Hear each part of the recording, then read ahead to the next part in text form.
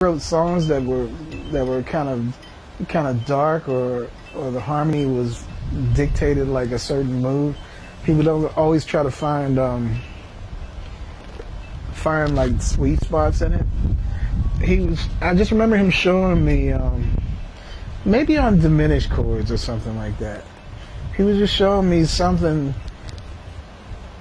It's like he would seek out the blues and everything. So he was like, yeah, these are the changes, but I can just play these notes and I'm playing the blues across it. Or I'm playing, whatever. He would always try to find like how to bring light into the darker compositions and stuff like that. But I'm gonna say that the music pretty much sounds like him, and especially his playing sounds like him. It's kind of like meeting him and being around him, and then seeing how other people vibed with him.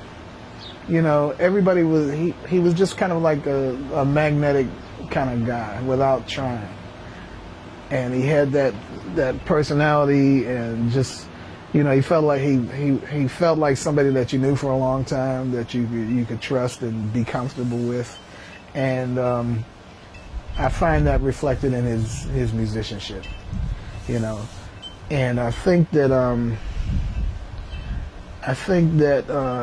that engaging quality in his playing, it, even if he went to an abstract place, it would make you follow him to that place. If somebody has like a really beautiful voice or beautiful approach and things like that, some like Wayne Shorter, he has an engaging thing, but most of the time he's playing some pretty crazy stuff, but his voice makes you want to follow him there. John Coltrane, when he's playing in the Cosmos, it's like, wow, that's really a trip. But he would always resolve it with some North Carolina blues, and just like it makes you want to follow him.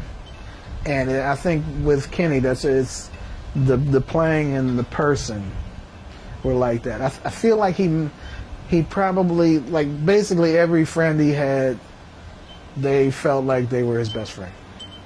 Yeah. And the musician, everybody, when I got in New York, it just, I had played with some great pianists already that I probably took for granted. I guess when while I was at Berkeley, David Kokoski is there, and there were some great guys. This guy named Jim Costa, this guy, Terrence Connolly. There were like some great pianists there. When I would be on my summer break and go back to Pittsburgh, Jerry Allen was at the University of Pittsburgh getting her doctorate, or at least her master's, and I was instantly in a band with her, and took that for granted. So I mean, I'd been around, I'd played with some people that could really play, and I'm like, I had an idea of what it entailed for a piano player, taking care of business and being open and addressing different styles of music. So I started playing with Kenny, and it took me a while to it required me, like, just seeing him in these different contexts and seeing people how they gravitated towards him, and it's all a reflection of him. We'd be on the road, and just like everybody wanted him, every singer wanted him to be their MD. It's like Cameo had him audition, or we'd get to a jazz festival, and Phyllis Hyman is like, why don't you call me back? And Angela Bofield is like, I hate you. You didn't.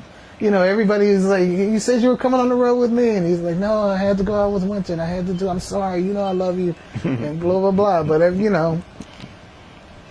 I'd be at his house, and he would just play me voicemails from just anybody. Like Bruce Willis is like, man, please, Kenny, call me back, man. I got a gig, man. Come on, man. You can just play it for me. Get a big laugh out of it, whatever, but he respected everybody that was sincerely trying to play music. So I mean,